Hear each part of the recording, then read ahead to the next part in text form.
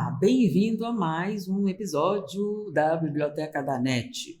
O livro que eu vou dividir com vocês é um livro que eu gostei muitíssimo.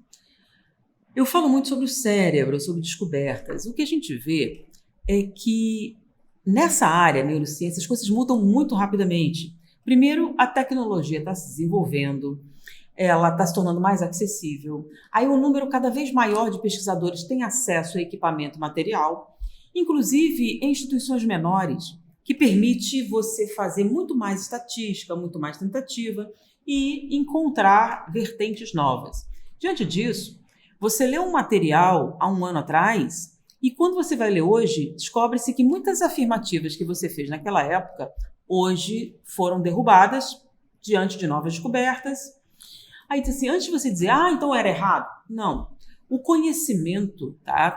Ele é uma coisa que muda.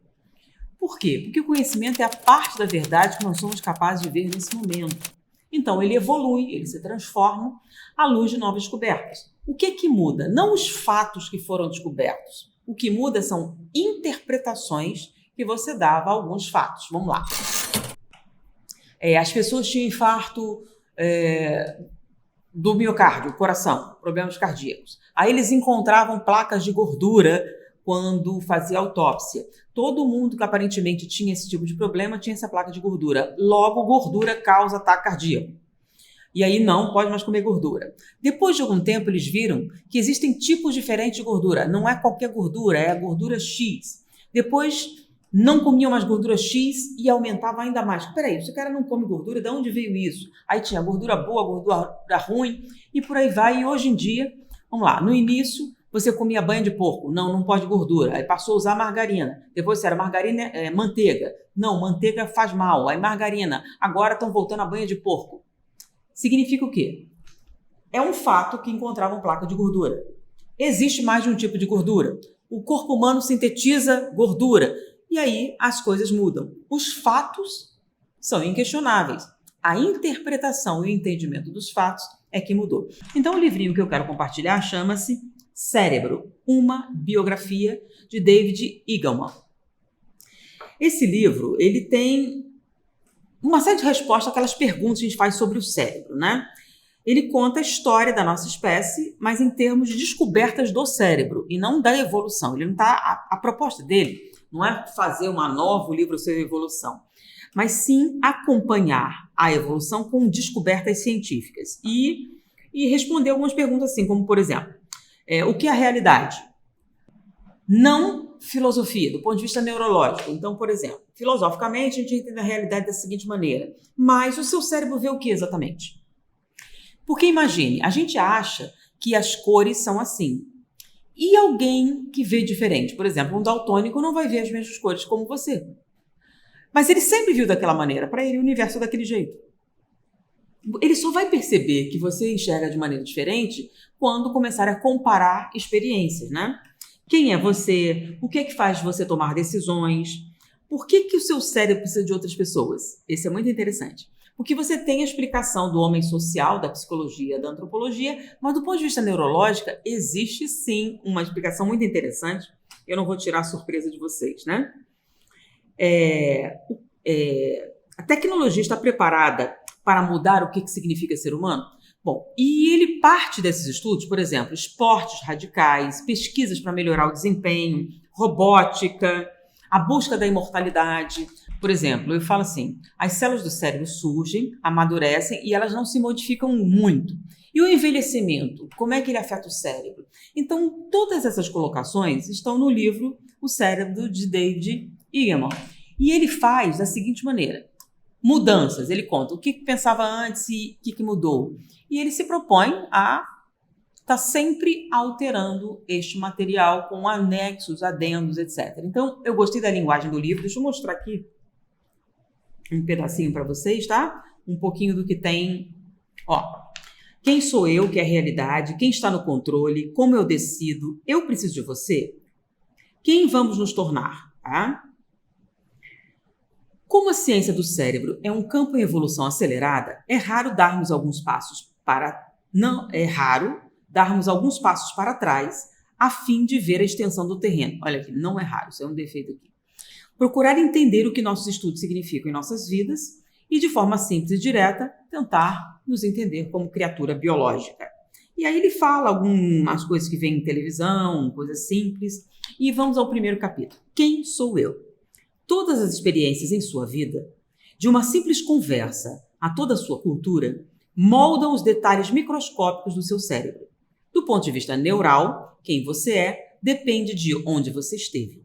Seu cérebro muda incansavelmente, reescreve de modo constante os próprios circuitos.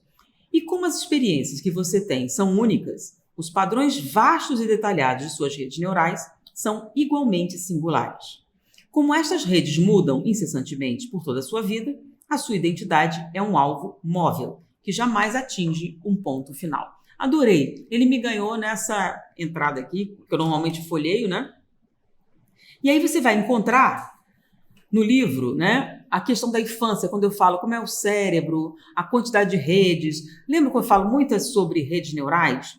E aqui, esse aqui desenho que eu estou mostrando aqui agora, tá? Recém-nascido, 1 mês, 9 meses, 2 anos, adulto, e as redes se formando. Então, você tem experiências únicas e elas vão se juntando à medida que você vai mesclando experiências e sobrepondo uma nas outras. Então, quando eu falo sobre sobreposição de redes neurais, ancoragem de memória, esse desenho, esse capítulozinho vai explicar bem para você como isso funciona de maneira bem didática. Então, eu acho que é uma literatura complementar muito útil.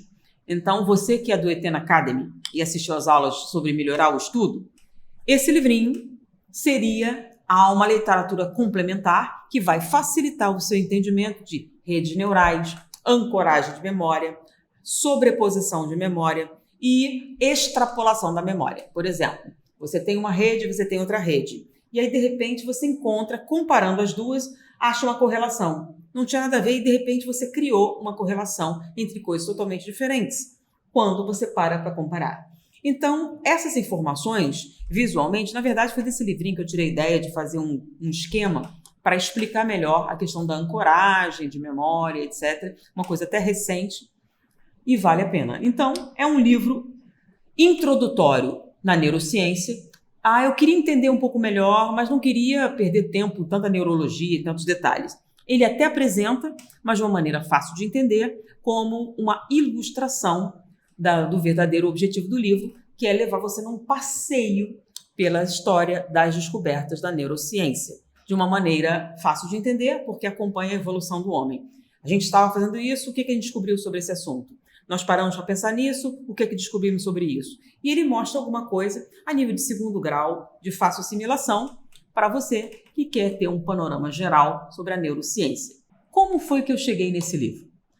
Vocês já devem ter visto, o link deve estar por aí, vou pedir para colocarem, um artigo científico da revista, não sei sinceramente, Cérebro American Science, agora não, sobre o efeito do orfanato na mente da criança, um estudo que foi feito, né? Na Romênia eles fizeram uma lei, aí uma quantidade de crianças no estado e o efeito da institucionalização das crianças no cérebro, no desenvolvimento, na cognição, etc. Então, aquele foi o artigo que eu li. Eu cheguei nesse livro através daquele artigo, porque aqui no livro eles detalham a história dos orfanatos romenos.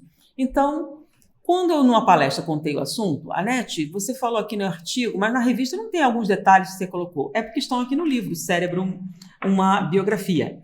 Orfanatos romenos. Em 1966, para aumentar a população e a força de trabalho, o presidente romeno Nicolae, não sei o nome dele, proibiu a contracepção e o aborto. Ginecologistas do Estado, conhecidos como Polícia da Menstruação, examinavam mulheres com idade reprodutiva para garantir que elas se reproduzissem prole suficiente. Era cobrado o imposto sobre o celibato.